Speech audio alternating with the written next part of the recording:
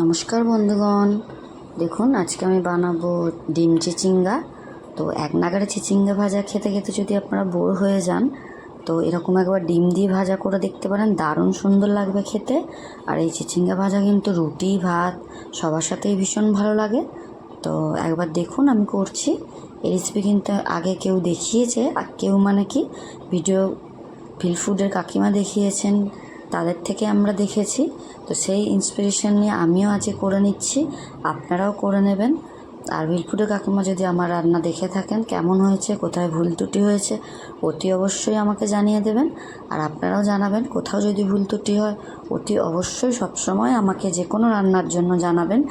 মানুষের কিন্তু শেখার বিষয় থাকে, তাই ভুল কিন্তু আমারও হতে পারে, আপনাদেরও হতে পারে, তাই সেটা নিয়ে কোনো অভিযোগ থাকার কথা নয়।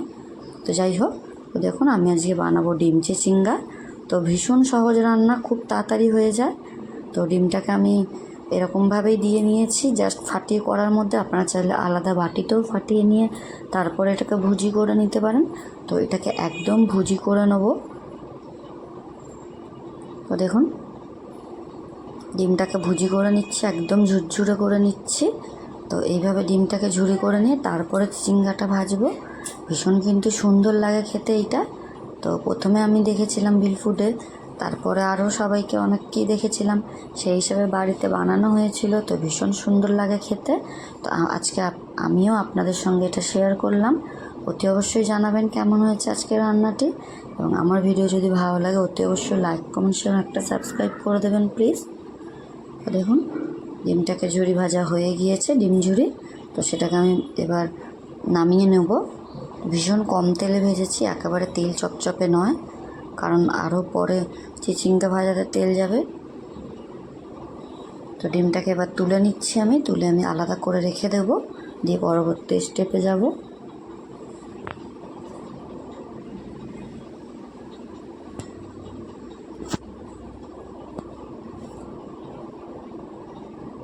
দেখুন ডিমটা কিন্তু পুরোটাই ভাজা হয়ে গিয়ে তুলে নিয়েছি। এবার আমরা কড়াইতে সাদা তেল দিয়ে নেবো, আপনারা চাইলে সর্ষের তেলেও করতে পারেন। তো এই যে ডিম ভাজাটা রেডি, আমি সাদা তেল দিয়ে নিলাম, আপনারা চাইলে সর্ষের তেল দিয়ে নিতে পারেন, কোনো অসুবিধা হবে না। সর্ষের তেল দিলে ভালোই লাগবে, কিন্তু আমি একটু সাদা তেলেই রান্না করা বেশি পছন্দ করি। তো যাই হোক, তেলের মধ্যে শুকনো লঙ্কা ফোড়ন দিয়ে তারপর আমি চিচিঙ্গাটা তুলে দিয়েছি। আমার কিন্তু সব জিনিসই অল্প, তাই আমি দুটো ডিম দিয়েছি আর দুটোই চিচিঙ্গা ভাজছি আমি। তো আপনারা আপনাদের লোক সংখ্যা অনুযায়ী সব কিছুই বাড়িয়ে দেবেন। চিচিঙ্গাটা বেশি থাকলে ডিমটাও কিন্তু একটু বেশি দেবেন, নাহলে মুখে পড়বে না, ভালো লাগবে না। আর ডিমটা যদি প্রত্যেক সময় মুখে পড়ে, দেখবেন খেতে দারুণ লাগছে।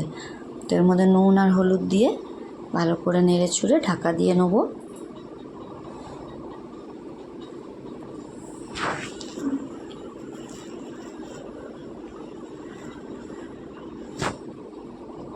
দেখুন নেড়ে চুড়ে ভালো করে ঢাকা দিয়ে নিয়ে এবার ভেজে নেব।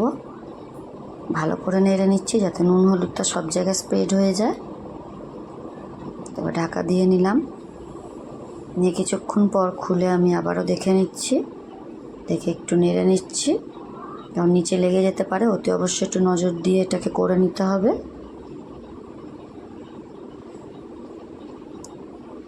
আর ঢাকা দিয়ে করলে কিন্তু রান্নাটা তাড়াতাড়িও হয়ে যায়, সেদ্ধটা তাড়াতাড়ি হয় এবং স্বাদটাও বজায় থাকে। তো এর মধ্যে আমি একটা পেঁয়াজ কুচিয়ে রেখেছিলাম ছোটো সাইজের, সেটা দিয়ে নিলাম। এখন পেঁয়াজটা দিয়েও ভালো করে আবার নেড়ে নেবো। তো একসঙ্গে চিচিঙ্গা আর পেঁয়াজ দুটোই ভাজা হবে, তো এটাকে ভালো করে নেড়ে নিয়ে আবার ঢাকা দিয়ে নেবো।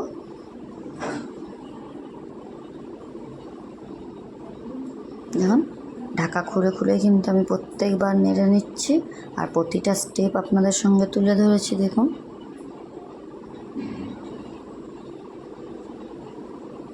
ভীষণ সহজ, বেশি কিছু মশলাও লাগে না, খুব তাড়াতাড়ি হয়ে যায় এবং ভীষণ সুস্বাদু একটি রান্না।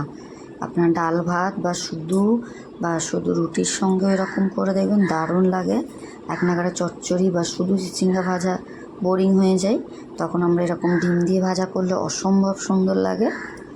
দেখুন ডিমটাকেও আমি তুলে দিলাম। এবার এটা অলমোস্ট হয়ে এসেছে, এটার সঙ্গে আরও কিছুক্ষণ ভেজে নেব। চিচিঙ্গাটা একটু লাল লাল হয়ে যাবে, তারপরে আমরা নামিয়ে নেব। দেখুন ভালো করে আমি ভেজে নিচ্ছি এটাকে।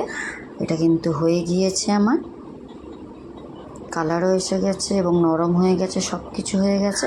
আপনারা জানাবেন কেমন লেগেছে আজকের ভিডিও। আপনারা সুস্থ থাকবেন, ভালো থাকবেন। দেখা হবে আপনাদের সঙ্গে পরবর্তী ভিডিওতে। টাটা।